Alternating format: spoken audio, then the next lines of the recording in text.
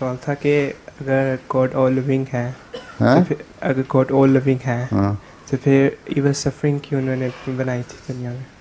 اگر کا سوال ہی کوئی نہیں ہے تو یقیناً ہے. اگر اس زندگی کے بعد ایک اور زندگی ہے ہاں کیا کہتے یہی نہیں اگر ایون سفرنگ ہے دنیا میں وہ اللہ تعالیٰ نے بنائی ہے، ہاں جیسے گاڈ آل لیونگ ہے تو پھر انہوں نے گاڈ کیوں اللہ بنائی؟ تعالیٰ آل لیونگ ہے. نہیں آل لیونگ، گاڈ اچھا لیونگ ہے پھر تو انہوں نے ایون سفرنگ کیوں بنائی ہے؟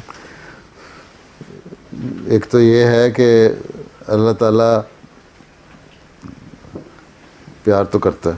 ٹھیک ہے، اللہ تعالیٰ جب انسان تکلیف میں ہوتا ہے اس سے مانگتا ہے انسان تو اس کو پاس اللہ تعالیٰ اس کے ساتھ پیار کا سلوک کرتا ہے.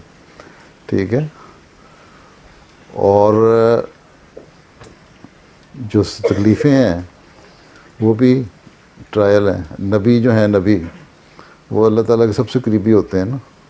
ٹھیک ہے، ان میں سفرنگ نہیں ہوتی، وہ بھی سفر کر رہے ہوتے ہیں نا. حضرت صلی اللہ علیہ وسلم تو سب سے زیادہ پیارے تھے نا اللہ تعالیٰ کے. ہم یہی کہتے ہیں نا، یہی مان ہے نا.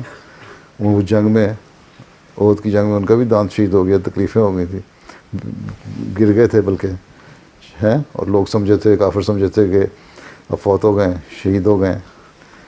لیکن بہرحال اتنا تیر کھپ گیا تھا اندر کہ کھینچ کے نکالنا پڑا تھا، اور سفرنگ تھی، بخار آپ کو بھی ہوتا تھا، بیمار آپ بھی ہوتے تھے.